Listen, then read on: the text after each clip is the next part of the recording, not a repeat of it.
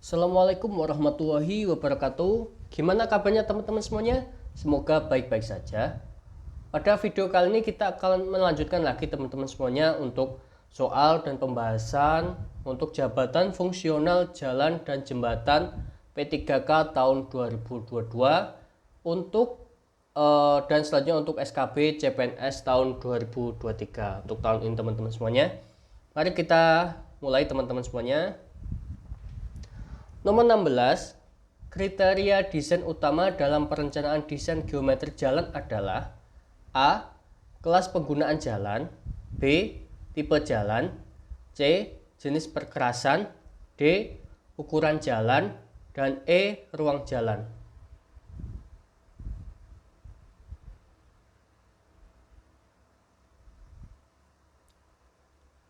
Mari kita bahas teman-teman semuanya. Jadi pada elemen kriteria desain ini dibagi menjadi dua ya teman-teman semuanya.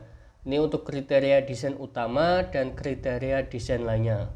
Untuk kriteria desain utama ini ada kecepatan desain dan kelas penggunaan jalan. Jadi jawabannya teman-teman pada nomor 16 adalah A. Kelas penggunaan jalan. Nomor 17, berdasarkan PP nomor 34 tahun 2006, lebar ruasnya untuk jembatan adalah A. 200 meter ke hilir hulu, B. 100 meter ke hilir hulu, C. 300 meter ke hilir hulu, D. 250 meter ke hilir hulu, E. 150 meter ke hilir hulu.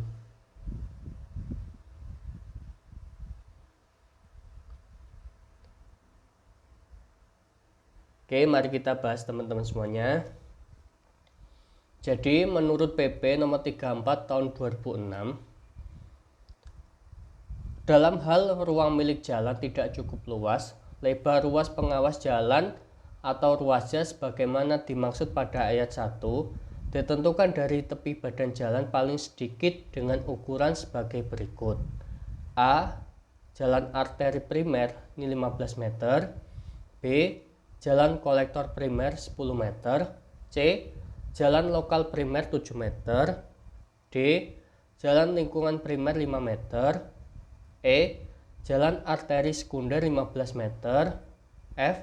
Jalan kolektor sekunder 5 meter, G. Jalan lokal sekunder 3 meter, H. Jalan lingkungan sekunder 2 meter, dan I. Jembatan 100 meter ke arah hilir dan hulu. Jadi jawabannya adalah B. 100 meter ke hilir dan ke hulu. 18. Jalan tol disegarakan untuk kecuali A. Meringankan beban dana pemerintah melalui partisipasi pengguna jalan, B. Memperlancar di daerah yang telah berkembang, C. Menambah pendapatan masyarakat sekitar melalui partisipasi pemerintah, D. Meningkatkan hasil guna dan daya guna pelayanan distribusi barang dan jasa guna menunjang peningkatan pertumbuhan ekonomi, E. Meningkatkan pemerataan hasil pembangunan dan keadilan.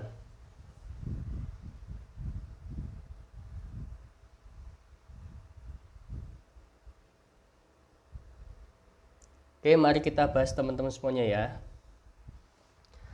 Jadi pada PP nomor 34 tahun 2006, bab 5 jalan tol, bagian pertama umum pasal 43 ayat 1, jalan tol diselenggarakan untuk A. Memperlancar lalu lintas di daerah yang telah berkembang, B.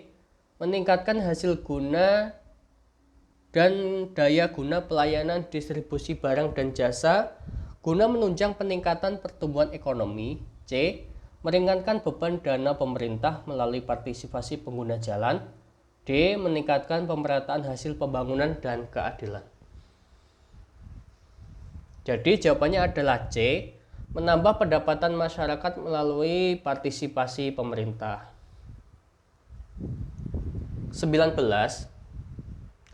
Peningkatan struktur yang merupakan kegiatan penanganan untuk dapat meningkatkan kemampuan bagian ruas jalan yang dalam kondisi rusak berat agar bagian jalan tersebut mempunyai kondisi mantap kembali sesuai dengan umur rencana yang ditetapkan.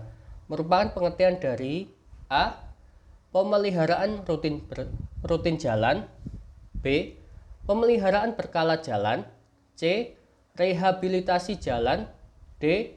Rekonstruksi jalan. E. Jalan raya.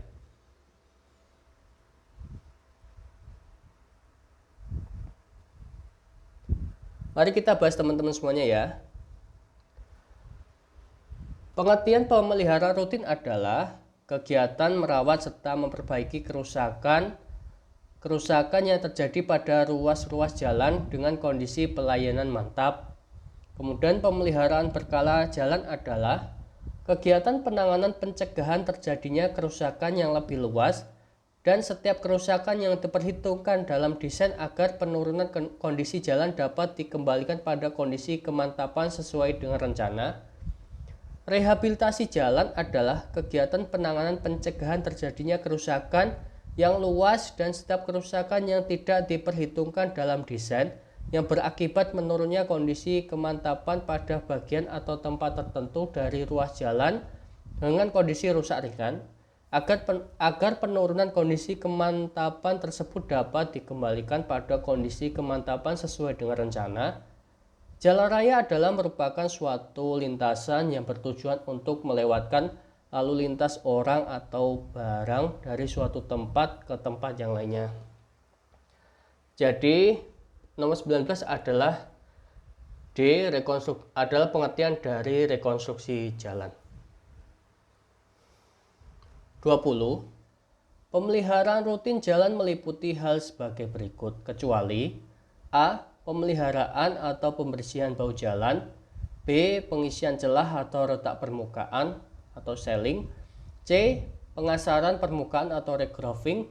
D. Laburan aspal. E. Penambalan lubang.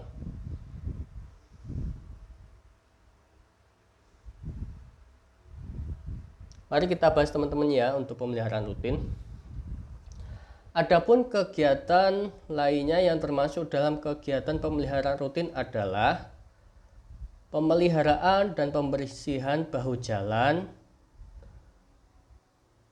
pemeliharaan sistem drainase, kemudian pemeliharaan dan pembersihan rumaja, pemeliharaan pemotongan tumbuh-tumbuhan, tanaman liar, rumput, semak belukar, dan pepohonan di dalam rumija, pengisian celah atau retak permukaan sealing, kemudian laburan aspal, penambalan lubang, pemeliharaan bangunan pelengkap, pemeliharaan perlengkapan jalan, grading operation atau reshaping atau pembentukan kembali permukaan untuk perkerasan jalan tanpa penutup dan jalan tanpa perkerasan. Jadi nomor 20 jawabannya adalah C. Pengasaran permukaan. 21. Data dan parameter lalu lintas yang digunakan untuk perencanaan tebal perkerasan meliputi hal berikut, kecuali A. Damage factor. B. Pertumbuhan lalu lintas tahunan. C. Volume lalu lintas harian rata-rata. D. Jenis tanah. E. Jenis kendaraan.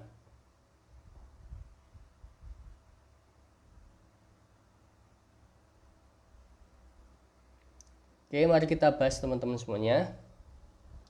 Faktor-faktor yang mempengaruhi tebal perkerasan adalah equivalent single axle load atau EXAL selama umur rencana, traffic design, faktor distribusi lajur, faktor distribusi arah, umur rencana, damage factor, pertumbuhan lalu lintas tahunan, volume lalu lintas harian rata-rata, dan jenis kendaraan. Jadi nomor 21 jawabannya adalah D. Jenis tanah. 22. Berikut adalah keuntungan menggunakan kekerasan kaku kecuali A. Struktur perkerasan lebih tipis kecuali untuk area tanah lunak yang membutuhkan struktur pondasi jalan lebih tebal daripada perkerasan lentur. Pekerjaan konstruksi dan pengendalian mutu yang lebih mudah untuk daerah perkotaan yang tertutup termasuk jalan dengan lalu lintas rendah. Biaya pemeliharaan lebih rendah jika dilaksanakan dengan baik. Umumnya memiliki kenyamanan berkendara yang lebih rendah. Signifikan untuk daerah perkotaan dengan lalu lintas harian rata-rata atau LHRT tinggi. Pembuatan campuran yang lebih mudah. Contoh, tidak perlu pencucian pasir.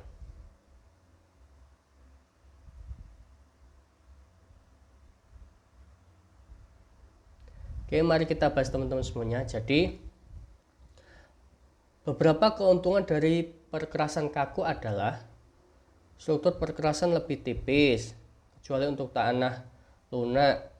Kemudian, pekerjaan konstruksi dan pengendalian mutu lebih mudah untuk daerah perkotaan yang tertutup termasuk jalan dengan lalu lintas rendah. Biaya pemeliharaan lebih rendah jika dilaksanakan dengan baik. Pembuatan campuran yang lebih mudah. Jadi jawabannya adalah C, umumnya memiliki kenyamanan berkendara yang rendah. Ini adalah dari kerugian dari perkerasan kaku. 23. Umumnya perkerasan jalan mengalami kerusakan dini diakibatkan oleh hal-hal berikut. Kecuali A, beban kendaraan lebih besar dari yang diperkirakan. B, volume kendaraan, terutama untuk kendaraan berat, lebih tinggi dari yang diperkirakan. C, perkerasan terlalu tipis. D, tidak terdapat polisi tidur. E, bahan pembentuk perkerasan tidak memenuhi syarat.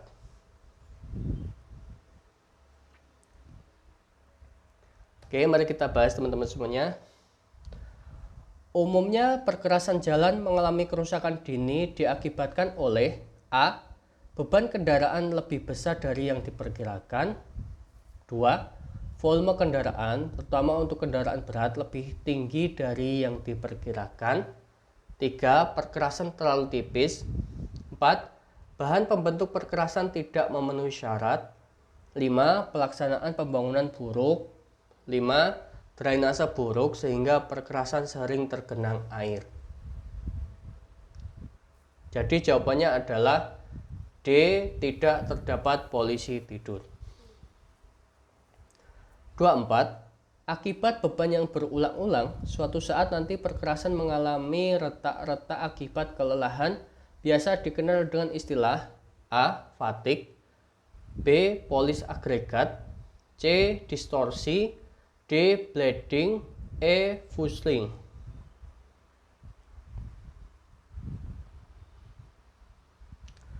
Oke, mari kita bahas teman-teman semuanya ya. Pengertian polis agregat adalah pengausan pada lapisan permukaan jalan. Distorsi merupakan kerusakan alur yang terjadi melintang jalan. Kemudian kerusakan jenis kegemukan, bleeding, dan flushing merupakan jenis kerusakan yang diprediksi disebabkan sebagian atau seluruh agregat dalam campuran terselimuti aspal terlalu tebal. Salah satunya akibat dari kelebihan persentase aspal di dalam campuran atau sebab lainnya. Jadi 24 jawabannya adalah fatigue.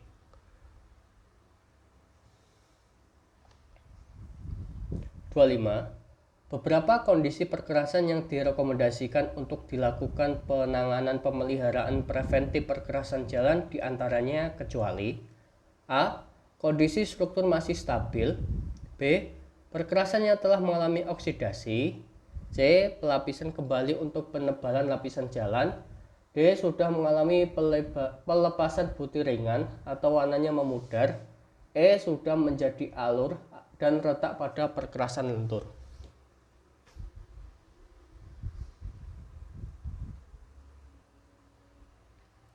Oke, mari kita bahas teman-teman semuanya. Beberapa kondisi perkerasan yang direkomendasikan untuk dilakukan penanganan pemeliharaan preventif perkerasan jalan diantaranya 1. Kondisi struktural masih stabil. B. Perkerasan yang telah mengalami oksidasi. C. Sudah mengalami pengausan. D. Sudah mengalami pelepasan butir ringan atau warna memudar. E. Sudah terjadi alur dan retak pada perkerasan. F. Terjadi pumping di bawah slab dekat sambungan perkerasan kaku. Oke, jadi jawabannya adalah C. Pelapisan kembali untuk penebalan lapisan jalan. 26. Pilihan teknologi preventif perkerasan lentur pelepasan butir atau raveling dengan tingkat kerusakan yang sedang adalah A. Fox seal, B.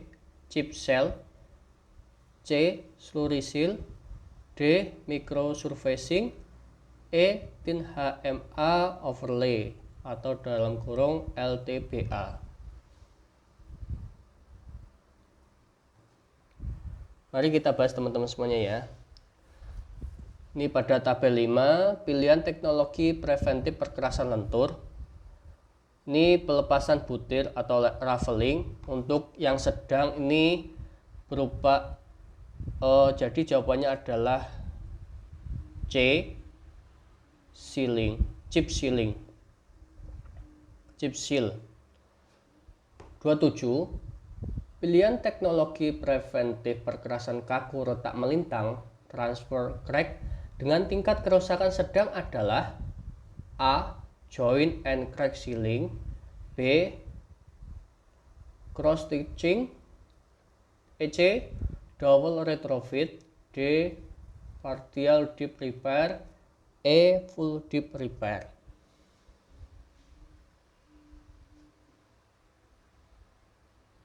Mari kita bahas teman-teman. Pada tabel 6, pilihan teknologi preventif perkerasan kaku untuk retak melintang atau transfer crack dengan tingkat kerusakan sedang adalah yaitu untuk teknologi penanganannya berupa double retrofit. Jadi jawabannya adalah C.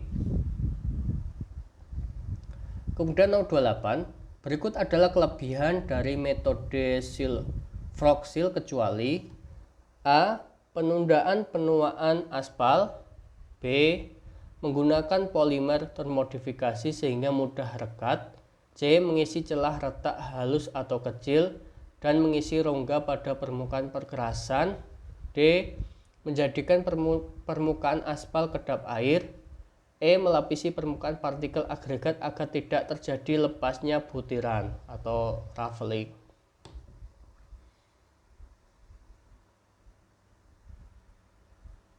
Oke, mari kita bahas teman-teman semuanya.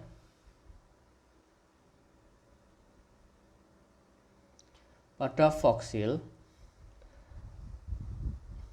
untuk manfaatnya adalah menunda penuaan aspal, B. Mengisi celah retak halus atau kecil dan mengisi rongga pada permukaan perkerasan, C.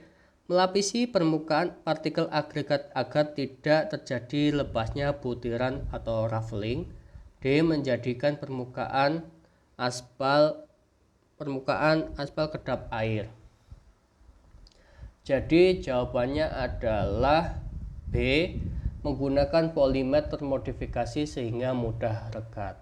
Ini adalah manfaat dari microsurfacing. Kemudian nomor 29, penanganan permukaan perkerasan aspal dengan cara disemprot menggunakan aspal cair, aspal emulsi, dan aspal modifikasi, dan kemudian dilapisi dengan satu lapis agregat merupakan pengertian dari metode A. Fox seal, B. Chip seal, C. Slurry seal, D. Microsurfacing, E. Lapis tipis beton aspal atau dalam kurung LTBA.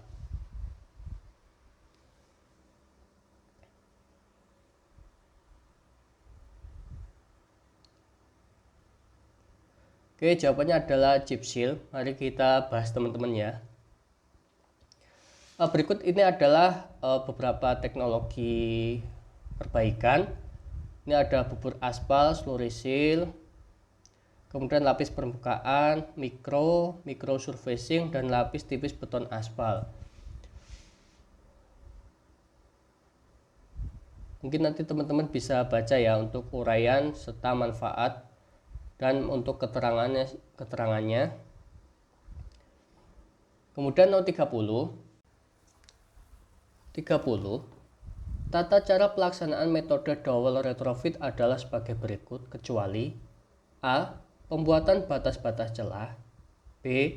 Penutupan celah, C. Pemasangan dowel, D. Aplikasi bahan tambahan, E. Pembentukan ulang join dan sealant.